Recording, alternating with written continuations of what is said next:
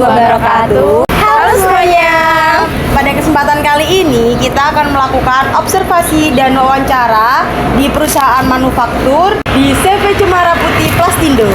Kegiatan ini dilakukan untuk memenuhi mata kuliah manajemen pemasaran, tujuan mengetahui sejarah perusahaan, profil usaha, serta strategi pemasaran yang dilakukan oleh perusahaan.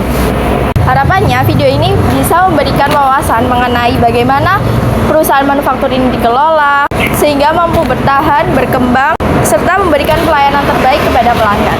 Perusahaan yang kami observasi kali ini bergerak di bidang manufaktur, yaitu produksi bahan baku dan juga trading atau recycle. Recycle tersebut menghasilkan bahan baku plastik yang akan dikirimkan ke pabrik-pabrik yang menguntungkan, seperti biasanya pabrik plastik pecah belah buat produksi kursi, meja, mainan, pabrik mainan, meja, baskom, kebutuhan yang terbuat dari plastik.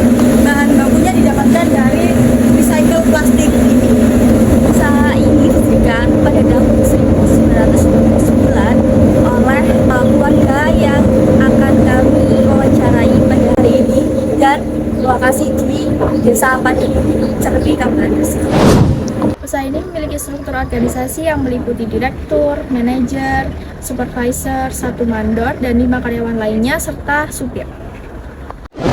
Baik, saat ini kami sedang bersama dengan Bapak Faris selaku pemilik dari perusahaan CV Cemara Putih Plastindo. Terima kasih Bapak Faris sudah meluangkan waktunya untuk melalui proses wawancara kali ini. Sebelumnya, apakah wawancara ini boleh kami rekam? Boleh. Baik, terima kasih. Kita mulai saja wawancaranya. Yang pertama, bisa diceritakan bagaimana sejarah awal didirikannya usaha ini? Oke. Awal mula. Sebenarnya saya sama istri itu kan melanjutkan dari orang tua kan, almarhum orang tua.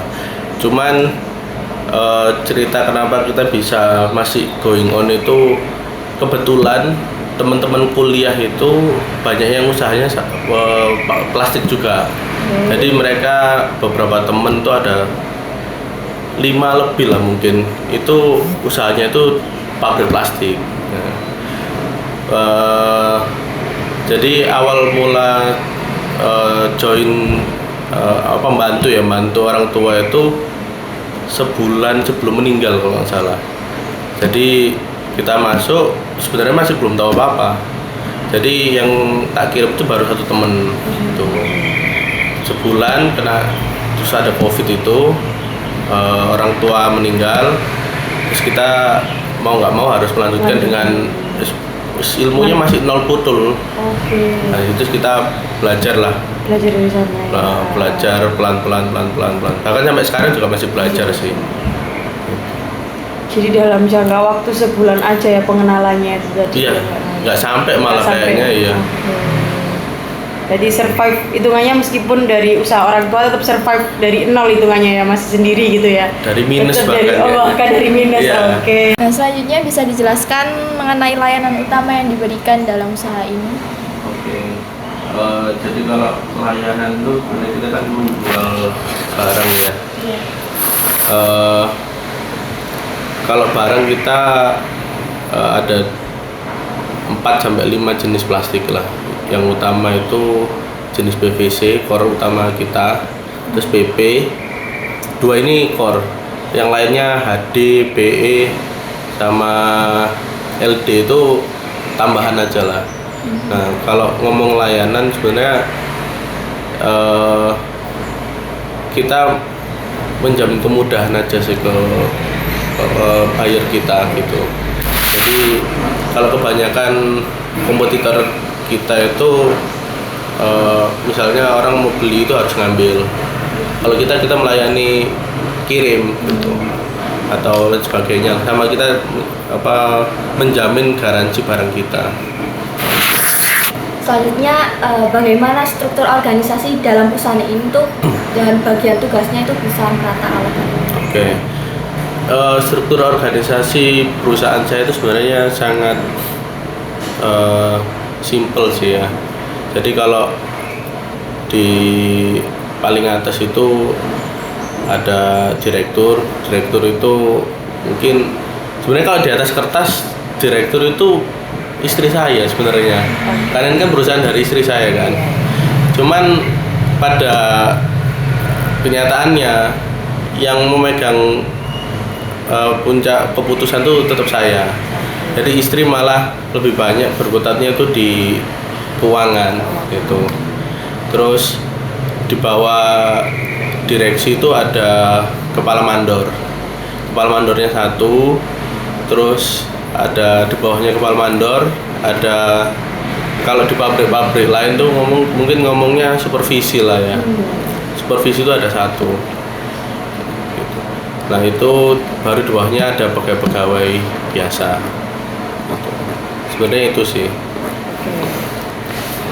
Ya kita dari dulu menjaga ya apa caranya omset dan pendapatan tuh naik terus, tapi pegawai nggak nambah. Nggak nambah, ya.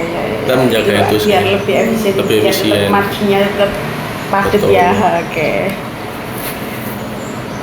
Untuk total karyawannya berarti ada. 7.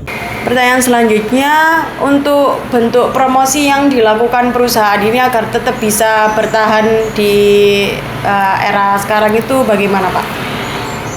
Kalau bentuk promosi awal banget, bahkan 2 tahun, 3 tahun awal saya megang itu masih word of mouth ya. Jadi almarhum itu kan meninggalkan banyak buyer kan. Oke, bayar. Itu masih situ. Cuman karena emang perubahan zaman ya. Jadi sekitar saya pegang ini udah jalan 6 tahun. Itu sekitar 3 tahun yang lalu juga.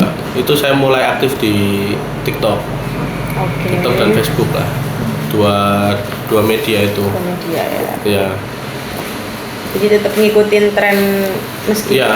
Oke, tetap ngikutin tren sekarang ya. Karena emang banyak pemain plastik itu ternyata aktif juga di Aktif TikTok. juga di TikTok. Oke. Supplier maupun pabrik maupun ini ya penyedia bahan materialnya itu dua-duanya sama-sama aktif di TikTok semua.